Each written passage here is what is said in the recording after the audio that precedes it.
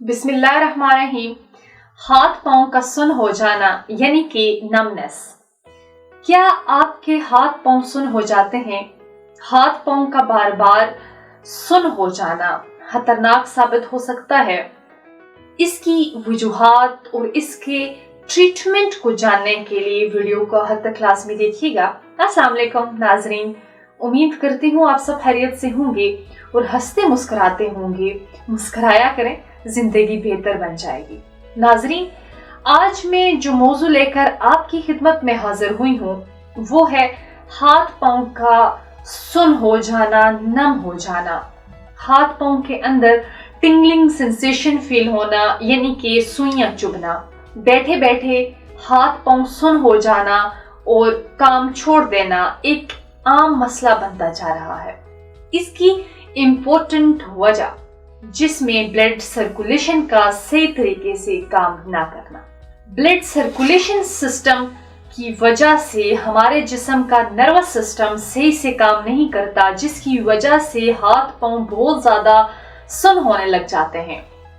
कई लोग एक ही अंदाज में ज्यादा देर तक, एक ही पोस्चर में ज्यादा देर तक बैठे रहते हैं, जिससे खून की नालियों और उजलात के बायस भी हाथ पांव सुन हो जाते हैं। खून की सर्कुलेशन में रुकावट आने से जिस्म का हिस्सा सुन हो सकता है।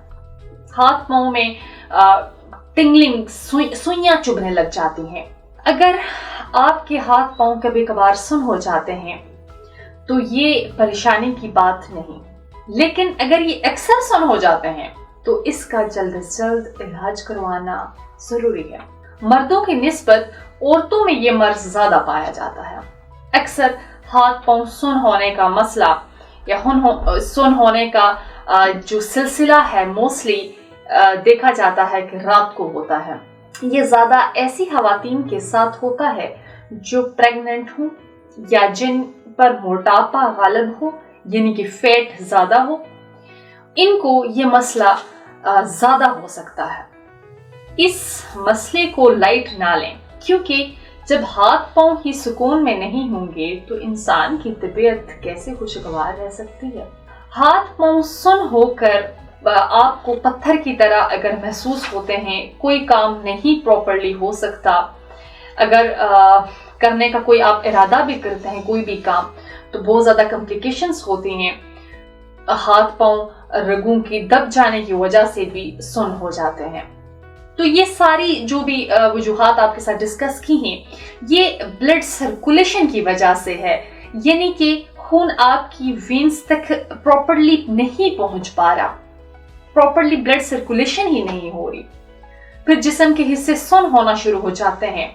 अच्छा, एक और चीज, जिन लोगों को गैस्ट्रिक प्रॉब्लम ज्यादा हो, डिस्फेजिया फील हो रहा हो ऑल द टाइम, आपको वोमिट वाली सिचुएशन हो, नोजिया फील हो रहा हो, खट्टे डकार वगैरह आ रहे हों, ठीक है, गैस्ट्रिक इश्यूज जिनको भी हैं उनको ये मसला ज्यादा दरपेश हो सकता है। तो नाजरीन, अब आप परेशान होना छोड़ दें। तासीर दवाखाना लाया इसका आसान और वाहिद हल।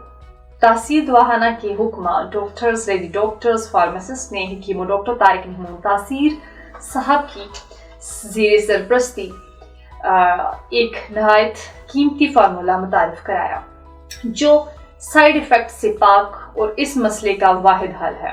इसमें ऐसे अज्जा शामिल किए गए हैं जो ब्लड सर्कुलेशन को दुरुस्त करते हैं और इस मसले से आपको निजात दिलाते हैं।